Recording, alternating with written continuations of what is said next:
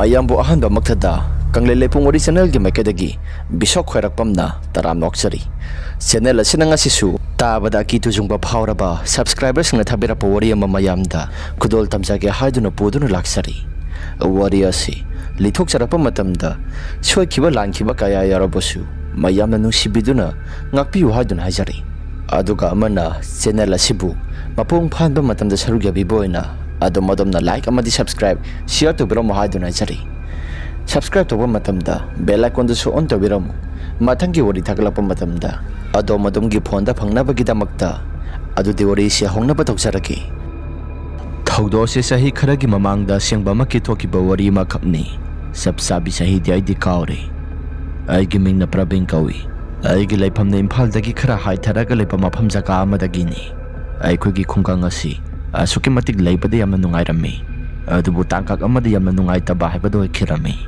aigi silinau si thakta iyamba ama ikhadi sanupi ama ai khoi hom khaktani adubu babagi masimanau dia asuki matik yamna yamkhre masimanau yamna yamjarabasu hinkhola sidai khoi ipai sai sininau si ai khoi pareng sangna yumasi saduna komna leiba haibado rami ai khoi gi maning thangba saruga sida lairam amma lei lairam asigi nakal thangba saruktana laikai sigi kaka thokpa sagai di pundaba kaka magi makhoi mayum lairami makhoi gi yum asi yumdom pok ine laibani ai khoi gi sumaina lamma si matik chana laibanate kaka sigi maming na sana tomba kawi kaka se na hawai gi matamdagi hauraga khara kharadi laison tension tawraga mi ki lai khara khara khaidokpani haiduna tawkhibani ai khoi gi maning thangbada lairiba lairam asisu na hawai ipu hoi gi matamda lairam asi mathi phongdana bani haiduna kari kari no khara tawki hai adubu matam maduda khodi kari kumba amata khanghaudre ipu hoina hinglingai matamda tawkhibani haujikti ipu hoisu sikre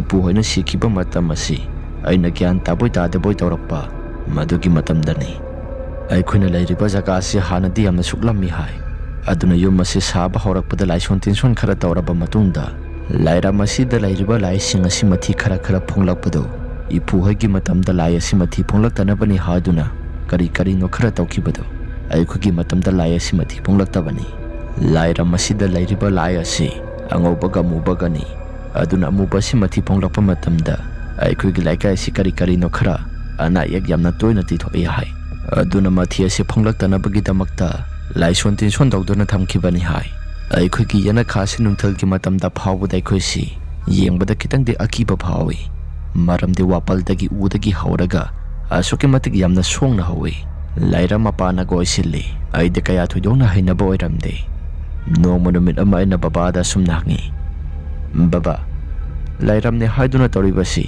khara kokthokpa yadabro ai hingda mapani pan thokpa matamda isada khoktak yamna sai ai gi wahi pumnamak singa sida babana ai khoigi mapada hoboiragadi ai khoisu kakthatpa yabani adubu wapala simi gi mapada hobani kaisu thudona kakpa yabanati makhoida hainaru rabasu yumbu asigi saktani ngangnaba yamna tankraba nakhoigi pupu hoigi matamdagi horaga makhoigi yumpham jaga asika aikhoigi yumpham jaga asika khara makhaidi ningai sangtana duna lakpani aduna haina basi yamna talli makhoiga khoiga ngangnari bani haduna toriba sisu kaya toro khojana na tinabanate babagi wahipum namak singa sidai su amakha amata taramde matamado nongju thani nongju thagi matamna goisilli aikhoigi men oyarasi kaka sana tombohida phawraga laklaga aikhoida samgadaribani aduna makhoigi wapal pareng asida aikhoigi men oyarasi khara naksinna purakpa haibadu oirami nongthalwaigi matamni nonglai nungsisu toba matam oibani na aikhoisi tibi ngahaktang oirabasu yengsi haduna nongsubaki wakhalasi kaisu thudokna toba laitana aikhoisi tibi yenglammi aduna tibi yengna lairengai matam aduda aikhoigi men oyaraduda kaka sana tomboy gi wapal pareng singado aikhoigi men oyar siga plap naknabanina nungsi silapa matamda aikhoigi men oyar sida makhoigi waton aduna thengle adumna waton da hek thengluba matam adu de spark thok tu nai khoisi mai loin ekta mutkirami mataw kaya singa sida karino haiduna khoisu tv yeng lamba pum namak singado loin ekta khangi mai sodumna tawbadagi mothokre asomna nong asisu sutharakle nong asisu pungkhaimuk suraba matungda nong adu hangkhre nong hangkhraba matam aduda makhoigi watol thangba saruk adomdo aikhoigi karak sizina duna kakthatlami adumna watol thangba saruk to kakthaluba matam aduda kakasana tombana babada ꯇꯥꯆꯧ ꯀꯔꯤꯅꯣ ꯇꯧꯕꯤꯔꯤꯗꯨꯕꯨ ꯋꯥꯇꯣꯟꯗ ꯂꯧꯊꯣꯛꯂꯒꯦ ꯍꯥꯏꯔꯤꯕ꯭ꯔꯥ ꯍꯥꯏꯗꯨꯅ ꯍꯥꯏꯔꯛꯈꯤ꯫ ꯍꯥꯏꯔꯛꯂꯤꯕ ꯋꯥꯐꯝ ꯑꯁꯤ ꯈꯔ ꯂꯤꯡꯈꯠꯅ ꯍꯥꯏꯔꯛꯄꯅꯤ꯫ ꯃꯗꯨꯗ ꯕꯕꯥꯅ ꯁꯅꯥꯇꯣꯝꯕ, ꯅꯈꯣꯏꯒꯤ ꯋꯥꯇꯣꯜ ꯊꯪꯕ ꯁꯔꯨꯛ ꯑꯁꯤꯅ ꯑꯩꯈꯣꯏꯒꯤ ꯋꯥꯌꯔꯗ ꯊꯦꯡꯂꯤ, ꯑꯗꯨꯅ ꯏꯁꯄꯥꯔꯛ ꯊꯣꯛꯇꯨꯅ ꯑꯩꯈꯣꯏꯁꯤ ꯃꯩ ꯉꯥꯏꯍꯥꯛꯇꯪ ꯑꯣꯏꯔꯕꯁꯨ ꯃꯨꯠꯂꯨꯔꯦ꯫ ꯀꯩꯁꯨ ꯊꯣꯏꯗꯣꯛꯄ ꯑꯃꯠꯇ ꯇꯧꯔꯣꯏꯗ, ꯃꯁꯤꯒꯤ ꯃꯇꯣꯜ ꯊꯪꯕ ꯁꯔꯨꯛꯁꯤ ꯃꯁꯤ ꯈꯛꯇꯅꯤ ꯀꯛꯀꯗꯧꯔꯤꯕꯁꯤ꯫ ꯑꯁꯤ ꯍꯥꯏꯅ ꯕꯕꯥꯒ ꯍꯥꯏꯅꯔꯤꯉꯩ ꯃꯇꯝ ꯑꯗꯨꯗ ꯀꯀꯥ ꯁꯅꯥꯇꯣꯝꯕꯗ ꯌꯥꯝꯅ ꯁꯥꯎꯒꯠꯂꯛꯇꯨꯅ ꯇꯥꯆꯧ ꯑꯩꯁꯨ ꯃꯤꯒꯤ ꯂꯝꯗ ꯌꯥꯝꯅ ꯆꯣꯞꯄꯤ, ꯑꯗꯨꯅ ꯂꯝ ꯆꯣꯞꯄꯗꯣ ꯈꯔ ꯇꯣꯛꯂꯣ ꯍꯥꯏꯗꯨꯅ ꯀꯀꯥ ꯁꯅꯥꯇꯣꯝꯕꯅ ꯍꯥꯏꯔꯛꯈꯤꯔꯝꯃꯤ꯫ ꯕꯕꯥꯁꯨ ꯃꯗꯨꯒꯤ ꯋꯥꯍꯩ ꯄꯨꯝꯅꯃꯛꯁꯤꯡ ꯑꯗꯨꯗ ꯈꯣꯏꯗꯧ ꯁꯥꯎꯅꯤꯡꯈ꯭ꯔꯕ ꯃꯥꯜꯂꯤ꯫ ꯅꯪꯒꯤ ꯂꯝ ꯑꯁꯤ ꯑꯩꯈꯣꯏꯅ ꯂꯧꯒꯦ ꯍꯥꯏꯕ ꯅꯠꯇꯦ, ꯃꯊꯛ ꯊꯪꯕ ꯋꯥꯇꯣꯜ ꯄꯔꯦꯡꯁꯤꯡ ꯑꯁꯤ ꯑꯃꯨꯛꯇꯪꯗꯤ ꯀꯛꯊꯠꯀꯦ ꯍꯥꯏꯗꯨꯅ ꯃꯁꯤ ꯈꯛꯇꯪꯅ ꯑꯩꯅ ꯀꯛꯈꯤꯕ꯫ ꯅꯪꯅ ꯀꯔꯤꯒꯤꯅꯣ ꯑꯗꯨꯛ ꯌꯥꯝꯅ ꯀꯟꯊꯤ ꯊꯣꯛꯅ ꯁꯥꯎꯔꯤꯕꯗꯣ ꯍꯥꯏꯗꯨꯅ ꯕꯕꯥꯅ ꯍꯥꯏꯈꯤꯔꯝꯃꯤ꯫ ꯃꯗꯨꯒꯤ ꯋꯥꯍꯩ ꯄꯨꯝꯅꯃꯛꯁꯤꯡ ꯑꯗꯨ ꯇꯥꯕ ꯃꯇꯝ ꯑꯗꯨꯗ ꯀꯀꯥ ꯁꯅꯥꯇꯣꯝꯕꯅ ꯃꯃꯥꯡ ꯊꯛꯇꯒꯤ ꯍꯧꯗꯨꯅ ꯑꯩꯈꯣꯏꯒꯤ ꯖꯒꯥ ꯑꯁꯤ ꯅꯈꯣꯏꯅ ꯌꯥꯝꯅ ꯄꯥꯝꯅ ꯂꯥꯛꯈꯤꯕꯅꯤ, ꯑꯗꯨꯅ ꯀꯥ ꯍꯦꯟꯅ ꯍꯦꯟꯖꯤꯜꯂꯛꯀꯅꯨ ꯍꯥꯏꯗꯨꯅ ꯍꯥꯏꯔꯛꯂꯝꯃꯤ꯫ ꯑꯁꯨꯝ ꯇꯧꯗꯅ ꯋꯥꯔꯤꯁꯤ ꯃꯈꯥ ꯁꯝꯊꯅꯗꯨꯅ ꯀꯀꯥ ꯁꯅꯥꯇꯣꯝꯕꯒ ꯕꯕꯥꯒꯁꯤ ꯌꯥꯝꯅ ꯀꯟꯅ ꯈꯠꯅꯕ ꯍꯧꯔꯛꯂꯝꯃꯤ꯫ ꯃꯇꯧ ꯀꯌꯥꯁꯤꯡ ꯑꯗꯨꯗ ꯕꯥꯖꯤ ꯍꯣꯏꯅꯤ ꯀꯀꯥ ꯍꯣꯏꯅꯤ ꯆꯪꯗꯨꯅ ꯈꯠꯅꯔꯤꯕꯁꯤ ꯈꯥꯝꯗꯣꯛꯂꯝꯃꯤ꯫ ꯀꯀꯥ ꯁꯅꯥꯇꯣꯝꯕꯁꯨ ꯃꯆꯤꯟꯗ ꯀꯔꯤ ꯀꯔꯤꯅꯣ ꯃꯨꯔꯨꯝ ꯃꯨꯔꯨꯝ ꯁꯣꯜꯂꯒ ꯅꯈꯣꯏ ꯃꯇꯝ ꯈꯔꯒꯤ ꯃꯇꯨꯡꯗ ꯅꯈꯣꯏ ꯅꯨꯡꯉꯥꯏꯅꯤ ꯍꯥꯏꯗꯨꯅ ꯃꯆꯤꯟꯗꯁꯨ ꯁꯣꯜꯂꯒ ꯆꯪꯈꯤꯔꯝꯃꯤ꯫ ꯕꯕꯥꯅꯁꯨ ꯑꯉꯥꯡ ꯃꯥꯅ ꯎꯁꯤꯠꯇꯕ ꯌꯥꯕ꯭ꯔꯥ ꯃꯉꯞ ꯃꯔꯨ ꯌꯥꯝꯅ ꯍꯥꯏꯒꯠꯂꯤ꯫ ꯋꯥꯇꯣꯜꯁꯤ ꯈꯛꯇꯪ ꯀꯛꯊꯠꯂꯨꯕꯗ ꯃꯍꯥꯛꯅ ꯋꯥ ꯑꯁꯤ ꯌꯥꯝꯅ ꯆꯥꯎꯊꯣꯛꯅ ꯉꯥꯡꯂꯤꯕꯁꯤ ꯀꯔꯤꯒꯤꯅꯣ?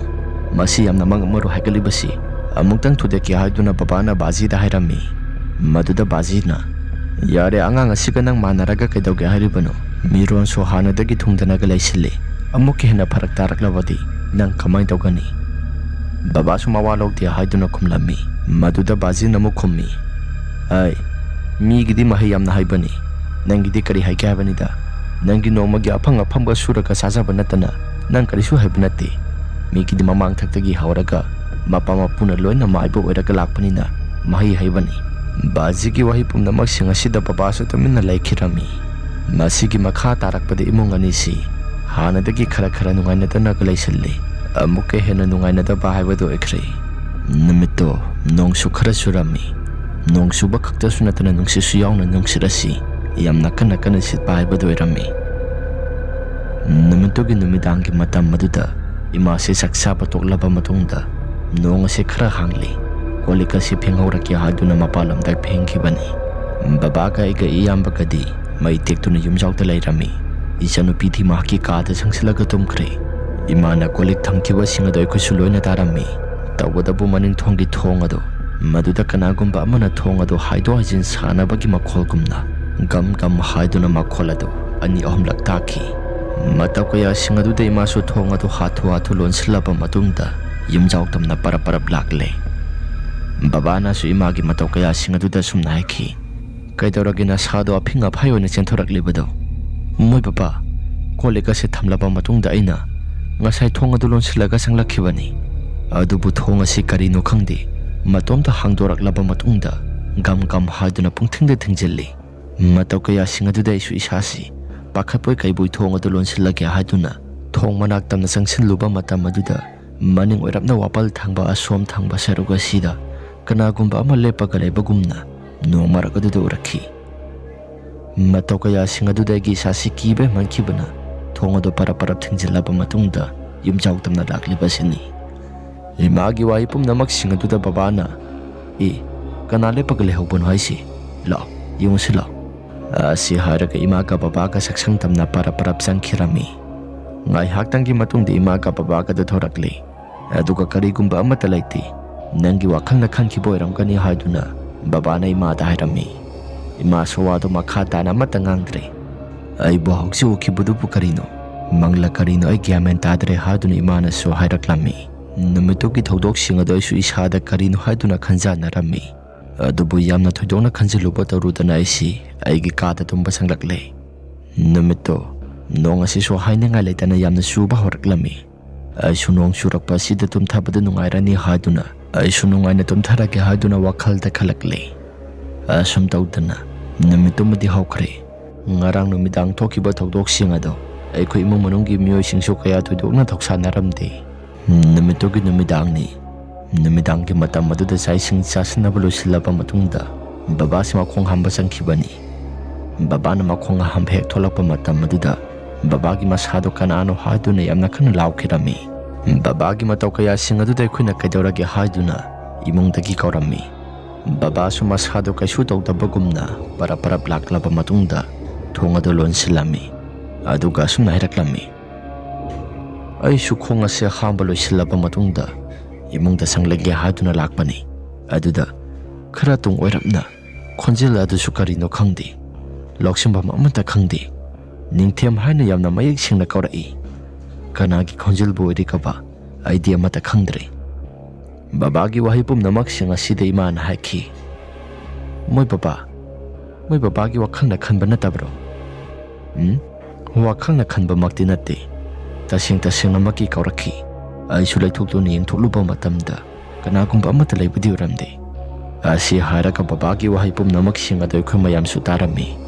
Maduda babana wa makha tan hairaki khonjel adu soina laksimba ngamba natte aduda sanagi yauna sanari basala. Asi tawdana aikoisi wari watang haksu sanarami. Numit ado ngakpagi matongni aikoisu magi mafamsingda tumba sangnarasya haduna tumba loina sangnarakle. Aisu khara uirum sarum tawba horakpa madugi matam aduda aikoiki maning thangba saruk khara oiramna tawi. Aigi ming kauraga misak amana murum sonbagi matawgumna satlibado aina makeup tholapaga mapa sanaduna aisi tathoklu re. Kainuda aigi ming natra kauraga satlibasi manida masimangna oiba tare. Baba sunga se kanagumba amada kauraga sakhi haibado handak marak tawrakliba mataw kaya sing asi kaka sana tombaga khanakhibado madu noikadoribra madu natragana laifam kali hainariba mafam jaga asi laimathi phonglaba sala. Aisu wakhalda karigumba khara khallaba matungda tumthake haiduna tarami. Adumna tumge haiduna hek torakpa tanjaduda aikoigi letran lairiba make somsi letran gi khaziliba jinga mayam singada kanagumba misak amana phakaibagi matagumna aisi taba horakle. Ahingi matam asida karino letran da khaliba jinga si phakaibagi makholgumna taraklibasi. Asi khanduna si aikoigi maning thangba sarukta tawriba pumnamak singado nakong asi thangatuna tarami. Ngai haktangi matungda taramliba pumnamak singado loina hekta phakre. Adumna phakhibaduda aisu isa asi khara makhadi yangthokle haduna aisi tumthare. Nongalaklaba matungda ngarang thokiba wari pumnamak singado babagi imagada loina tammi. Maduda babana sumna hiraklami khangdreni tawrisi lai asi mathi phongliba sala natraga karino. Asi haiduna babana khanjana duna leiringai matam aduda aina sumna haiki baba nahamuki maningi kaka sana tombado mahaka khanakhiba numitudagi hauraga aikoigi yumpham asi karigumba amadi dum tawraklabani. Mahaknaga karino khara tawraba sala maibana go isiledo karino khara tawraklaba sala. Aigi wadu taba matamda babana hoini adusu khanaba yaba wafamni adubu taromgani haibadi aidi wakhalda thajaba ngamde. Babagi wahi pumnamak singa sidai nasum naiki baba aikoigi yumpham asi lighting gi maramda muktangdi yengthokpana phagani. Hoi kaka sana tombana tawre phare atopana tawre phare natragana lai asi mathi phonglapa boirabasu amabu lai di tasing khuramdaba yararoi. Aigi wafam adu taba matamda babana hoi khuramsi hayeng hangsitla karino matamse khajaktangdi ngaikisi aduga khuramsi ngasigi numisimadi khudong sadre. Babagai gasi wari watai sanaduna adumna leiringai matam aduda imanasu lai ase khara thuna lai khuramnaba tokthoksi natragadi karino yamna tawra I haiduna hairai.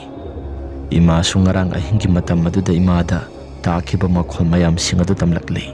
Ai sungarang isasi mikap thoraklaba matungda phana kuina tumthaba yaramde. Maduda khara maning oirapna ibe tombi haraga aigi mi ngasi kaurakhi. Aisu ahanbada khumge haduna tawrami adubu matamasi ahingni khumba yade haduna wakhalda khanjila aduna aisi khumhaudabani. Wari pumnamak singase hektaba matamda babana hayengla karino maiba ama tawraga yenghalasi natragadi yararoi. Asum tawdana numidangi matam adu yausilakle. Sandhya wairamgi matam aduda aisi Laikai imanabasingka walking chaluge haiduna chalubani. Walking chaluba maramna aigi khong asisu yamna motlammi. Khong asi samthoki haiduna maning thangba sarukta lakpani. Matam adu pung 6:30 tasilakle. Aisu khong khut asi samthokpa horakpa. Madugi matam adudai sasi karigumba amata khalude. Adubu karino khangde. Khong khut asi samthokpa horakpa madugi matam aduda wapal thangba maike somda suro haiduna kanagumba amana sapagi matagumna tauba horakle. Wapal thangba maike somda usina karina saliba sala. Hoida salamba yaida. Asi khanduna isi wakhalda kaisu thoidona henjina khanjiluba tawrudana aisi wakhalda khalami. Adubu aina imungda sangsingi haiduna tawrapa matam asida maning oiramna kanagumba amana Pravin haiduna aigi ming asi kauba horakle. Aisu adumna kaurakpadudai sasi tu sungkiba khangaude. Kanano hairaga maya si phatlai sinduna yengthoklui. Adubu kanagumba amata laibudi uramde. Haujiwaida aigi ming kaurakhibudubu karino. Sanariba sala. Asi haiduna isi amuksu maya si onsinduna sangi haiduna hek tawrakpada maning thangba maike somda amukasu aigi ming Pravin haina mukasu kauba horakle. Handa mukti maya si khanglai leithutuna yenglui. Adumna hek leithutuna yengthokluba matam aduda aikhoi maning thong thangbada thaliba mayado madugi maingaltagi kanagumba misak ama wapal thangba make somde urakle. Aina uriba misak asi asuki matigi yamna wang chawi. Yengba matamde sada su hainadabana karino matarakle. Ada leiribasi numpira nupara sibo gyamenga tadri. Adumna khanjana tuna leiringai matam aduda wapal thangba make somda leiriba misakado tapna mami samaga mangkibagum tawrakle. Mahakna manglibadasu satna mangbani. Wapal adum thangba sarukta suro sialaga dum satkirami. Aisu panthaba amata tawdana imungda parap sanglakle. Aduga hojik ngaktangi mamangda thokiba sing adu baba ka ima ka loina tamlammi. Baba su ima su masa sing adu handak marak tawriba sing asi karino gyameng kamata tadre haidun hairakhi. Asumna saising sasinaba loisilaba matungda aikhoisi magi mafamsingda tumba sangnare. Pung 12:30 tarakpa madugi matamni aise khong hamningba hemantuna mikabado thorakle. Tanja sisu isa sadana khong asi hamninglakle. Pharak onthokna takreda. Aisu kanagumba amata hauba laitana aise parap thoraktuna maning thong tamna laklammi. Khutta su kendal masa ama pairai. Adugaigi phone ki mai du su kap tuna lakle. Letrin yauraba matungda aise khong hamba horakpa madugi matam aduda matai da horiba wapal mayam singado letrin ki nakal thangba somda bom haiduna tu tharakle. Matau kaya singaduda gi sasi karino haiduna khamprek khanglammi. Haish khari mataunoda wa si kanagumba mata su khaiba tawdana letrin ki nakal thangba sarukta tarakle basi karino. Matau kaya singaduda isu khawdemmi adubu aina khawdem labasu kanagumba misak amana mu khawdem lakle. Handa mukti tawriba pumnamak sing asidaigi sasi kibana yaraktre. Aibu mapanda thoksi thokngamda manungda leire adum pharak tai kamai tawgani asidi wakhalda su jat khanba horakle. Wapal thangba make somda kanagumba amana naikhai raga chatpagi makhol mayam ama tarakpa maram naisi isasi laifam chafam amata khanglakta duna babada call tawrami. Baba su phone ado pairaktuna maning thungda nangdi kaidoriba haidun hairakhi. Aisu wari asengba pumnamak sing ado tamlaba matungda baba su tholaklagi ngahaktang ngayo haidun hairakhi. Aisu baba tholakpa ngaina aise khong hamba loisilaba matungda baba tholakpa ngairami. Asumna ngahaktang ki matungda baba gi khonjel amana ibungo haiduna kaurakle. Aisu baba gi khonjel tarakpadida mapanda khara thuna thoklammi. Adubu angakpagi matawni hausin ngaktangi mamangda takiba khonjel adu baba ki khonjel oiramdri kanagumba amata mapanda tholaklamde. Kainoda baba bo hogjiwaida mapanda thorakhidaine aduga kanagi khonjel no asi haina leiringai matam aduda aigi maning thangba saruga sida kanagumba misak amana sor chauna honduna aigi lengjo maya sida mangak samada thambagi matagumna sanel khara phangba horaklammi. Matau kaya sing aduda ki sasi kibana yaraktre khong asi su masi lengba amata ngamlamde Tanja sana babadusu makuta may asiyang babae na thorakli. Ay napairakpa kendal masado suloy na losingkre. Aduna, kuta sumaya siyang ba matapay dabanina ay si upaya matalay dabani. Adum na laiba pa bahay kadra babalan thola pa matam maduda ay kimaning thangba sarok adom da tauram bapum na magsiyang ado. Loy na hekta pakre. Ay su babaw ubaduda karatu na sensilami. Adu bo ay heksen sila pa matam maduda. Maning thangba sarok asom sida karino kangdaba. Suru-suru na itikduna, kanagumba man koka-koka haiduna, ko'y sin-sinduna sana raga, wapal thangba makaya sumda kanagumba man ko'y tin-tinduna sana ribado, ay sutaba horaklay. Babaso karatuna imong dasang silaw haiduna sang laklay. Namitugi tawtok siya nga do, ay ngasi-ngasi magsukawba matalayti. No ngalaklaba matungda baba na sumasado karigumba karataw raba malay. Babaso at hubida maiba makauraga yung si haiduna, Numito da maiba makaupo sa kri. Thangna balay kay dagi maiba mapuraklaba matungda. Handa maraktaw riba siya nga silo na yung halami. Maduda waza maiba duna. Nakoy kisi hingkol tayo na bami na kari-kari no karataw sili. Ado na mahak na tawrak riba pum na magsiya nga si. Iyam na akan ba po ti tawrak tri. Akan ba po tawrak kadabagi mahak si siyang basabaloy kri. Ado na tawrak kadaba pum na magsiya nga si masadahan ko haibra. Natraga na nakoy giapamba kari no hairau. Baba na sulahenhan ko. Miya suyam na pataba si bohado na baba na kirami.